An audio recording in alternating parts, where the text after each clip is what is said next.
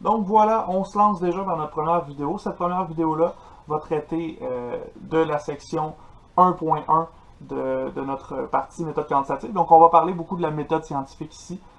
Ce ne sera pas la partie la plus complexe. Vous êtes en sciences de la nature, donc vous êtes déjà à peu près familiarisé avec ce genre de démarche-là, étant donné que vous avez des cours de physique, de chimie.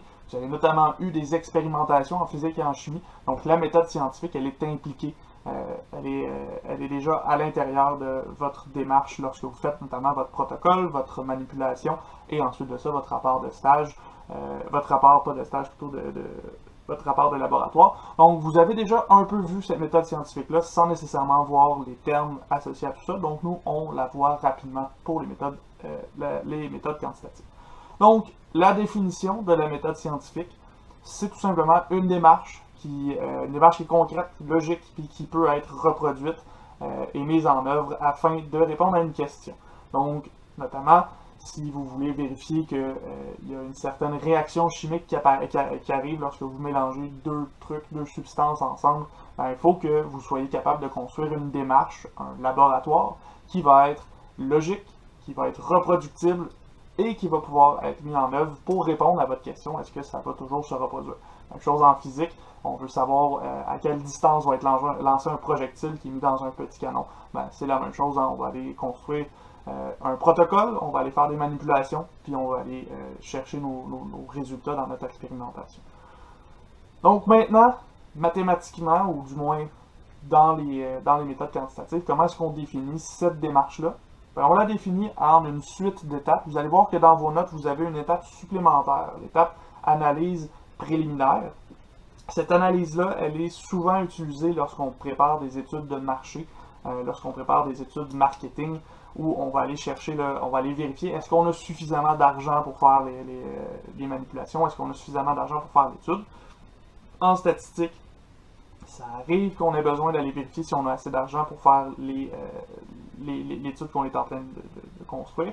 Notamment lorsqu'on veut faire un recensement, on va voir dans la prochaine vidéo qu'un recensement, ça peut coûter beaucoup d'argent, donc il faut faire attention à ça.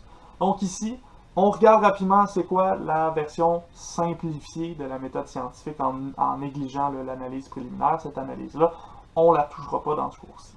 Donc on commence par notre première étape qui sera la formulation du problème. Donc, on va voir tantôt plus en détail ce que c'est, mais on va s'établir un problème, s'établir une question à laquelle on veut répondre. On va probablement avoir une hypothèse même à ce moment-là, donc une hypothèse de départ ou un but de notre laboratoire. Ensuite de ça, on va structurer notre méthodologie. Comment est-ce qu'on va répondre à notre question? On va aller construire on va aller surtout opérationnaliser un petit peu nos concepts, là, aller chercher qu'est-ce qui va définir quoi, puis comment est-ce que ça va le définir. Une fois qu'on va avoir défini notre méthodologie, on passe à la construction de nos instruments de mesure. Donc là, ici, on peut parler d'un questionnaire en statistique pour aller chercher les informations. On peut parler aussi en sciences d'un outil qui va nous permettre de calculer un score particulièrement pour aller chercher une protéine en particulier. Donc on pourrait avoir toutes sortes de choses qui sont associées à un instrument qui nous permet d'aller mesurer les informations qu'on cherche. Une fois que c'est fait, on passe à la manipulation, on passe à la collecte de données. En statistique, notamment, là, on va surtout aller chercher des informations, faire du porte-à-porte, appeler des gens au téléphone, toutes sortes de choses comme ça. Collecte de données, c'est là qu'on va chercher les informations qu'on va pouvoir analyser dans la prochaine étape, analyse et interprétation. Donc là, ici, on analyse qu'est-ce qu'on a obtenu après notre laboratoire, qu'est-ce qu'on a obtenu après notre étude de marché. On interprète qu'est-ce que ça veut dire. Et quand c'est fait, on va passer aux conclusions et aux recommandations de tout ça. Donc, on va faire l'étape de la conclusion de notre rapport de laboratoire, par exemple.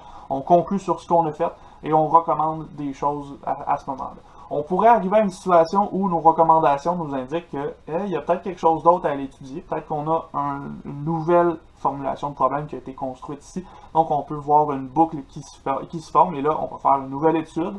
Et ça se peut qu'on vienne et ça revienne à l'infini comme ça. En réalité, le processus de recherche, notamment universitaire, c'est souvent ce genre de choses-là qui se passe. On a une première étape où on formule un problème, on va faire notre étude, et lorsqu'on arrive à la toute fin, on se rend compte que il y a peut-être un nouveau problème qui arrive, donc on va recommencer notre boucle de cette façon-là. Et c'est ce qu'on appelle la méthode scientifique. Bon, maintenant on a parlé des titres de chacune de nos étapes. On aimerait peut-être les définir un petit peu plus, avoir une meilleure idée de tout ça, et surtout avoir des exemples pour voir c'est quoi une formulation de problème, où est-ce que ça va arriver, comment est-ce que ça va se construire, etc. pour chacune de nos étapes qui sont ici. Donc on y va déjà avec la formulation du problème. Première étape de notre méthode scientifique, on admet ici là, que l'analyse préliminaire a tout simplement été tassée du côté, étant donné que pour nous, on n'en a pas besoin dans ce cours-ci. Donc, formulation du problème, ici, là, à cette étape-là, comme j'ai dit, c'est vraiment là qu'on va déterminer c'est quoi qu'on va étudier. On va déterminer notre sujet et les mesures qu'on va étudier de ce sujet-là.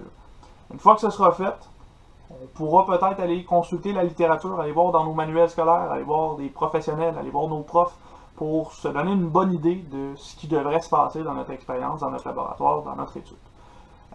Habituellement, lorsqu'on a terminé tout ça, à la fin, on va construire une hypothèse initiale sur ce qui devrait se passer à la fin de notre expérience ou ce qu'on s'attend à obtenir comme résultat.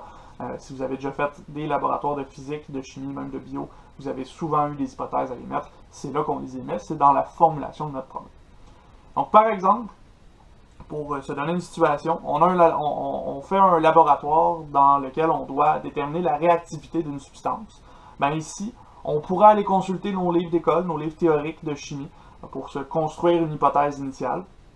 On pourrait aussi consulter notre prof ou une autre personne ressource dans le domaine, donc un technicien en laboratoire, on pourrait aller chercher un chimiste, de toutes sortes de façons, pour aller se donner plus d'informations sur ce qui va déterminer ou ce qui va caractériser la réactivité d'une substance. Et finalement, on pourrait déterminer que ce qu'on veut étudier dans notre laboratoire ou dans notre expérience, ce seront la température et la concentration. Donc, on va mesurer la température de notre substance, on va mesurer la concentration aussi, peut-être en acide ou en une substance particulière dans notre substance à l'étude pour aller chercher quelle est la réactivité à laquelle on s'attend dans notre étude. Donc, ce genre de travail-là, vous l'avez déjà fait et vous allez encore et encore le faire si vous allez en sciences. C'est un processus qui se fait tout le temps. Donc, la formulation du problème, c'est assez simple. On détermine c'est quoi notre but, puis on détermine comment est-ce qu'on va aller étudier ce but. Donc, après la formulation du problème, on passe à la structuration de la méthodologie. À cette étape-ci, comme je vous ai dit, c'est là qu'on va établir comment est-ce qu'on fait les choses. En réalité, on se donne un plan de match. Dans un laboratoire, ce serait un peu l'équivalent de faire notre protocole des manipulations. C'est là, ici, qu'on va aller déterminer comment est-ce qu'on fait notre expérience, dans quel ordre on va faire ça. Dans l'exemple de tantôt, pour le laboratoire où on cherche à établir la réactivité d'une substance, c'est là qu'on va construire exactement le protocole de nos manipulations. Dans le contexte d'une étude de marché, c'est plutôt là où on va choisir entre un sondage et un recensement, puis c'est là aussi où on va déterminer comment est-ce que l'entrevue va être faite. Est-ce qu'on y va en personne? Est-ce qu'on fait du porte-à-porte? Est-ce qu'on appelle les gens? Est-ce qu'on fait un questionnaire en ligne? C'est ce genre de choses-là qu'on va aller chercher pour la structuration de la méthodologie. On passe par la suite à la construction des instruments de mesure. Donc là, on a déjà vu, on vient de voir la structuration de la méthodologie. On sait par quelle méthode, par quel moyen on va aller chercher nos données. Ici, maintenant, on veut voir comment est-ce qu'on va les mesurer. Donc, c'est ici qu'on va déterminer c'est quoi l'instrument qui est le plus approprié pour collecter des données. Et c'est aussi ici qu'on va déterminer c'est quoi la précision de nos instruments aussi, à quel point est-ce qu'on va être précis dans nos résultats, dans les mesures qu'on va avoir collectées. Donc, dans l'exemple de notre laboratoire, en particulier, on pourrait aller chercher un thermomètre pour mesurer la température de notre substance. Et là, ici, on choisit quel type de thermomètre on veut selon la précision. C'est là qu'on va avoir l'erreur instrumentale, l'incertitude associée à notre thermomètre. Si on prend un thermomètre au mercure, ça se peut que ce soit moins précis qu'un thermomètre électronique. Donc, on va avoir ce genre d'instrument-là dans le cadre de notre laboratoire. Si on se déplace plutôt dans une étude de marché, l'analogie ici qu'on va faire, c'est qu'on va aller plutôt construire un questionnaire pour aller obtenir les réponses nécessaires auprès de nos répondants. Et dans ce questionnaire-là, on va décider à quel point est-ce qu'on veut que les réponses soient précises. Est-ce qu'on veut aller chercher l'âge des gens à la semaine près ou plutôt à l'année près. Évidemment, dans un contexte de sondage, évidemment, il y a de la précision qu'on ne peut pas aller chercher. Et c'est quelque chose qu'on va voir un peu plus tard dans le cours de MQ. Par la suite, on a la collecte des données. Donc là, on a déjà établi comment est-ce qu'on allait mesurer nos données. Il ne reste plus qu'à aller effectuer le plan de match qu'on s'était construit avec notre instrument de mesure. Donc on va aller chercher exactement ce qu'on veut collecter comme données. Dans le cadre de notre laboratoire, ce serait en fait les manipulations expérimentales. dans le cadre d'une étude de marché, ben, ce serait d'aller faire le porte-à-porte, aller faire les appels téléphoniques, diffuser le questionnaire sur le web. Donc finalement, aller collecter les données qui sont utiles pour notre étude ou pour notre expérience scientifique qu'on est en train de faire.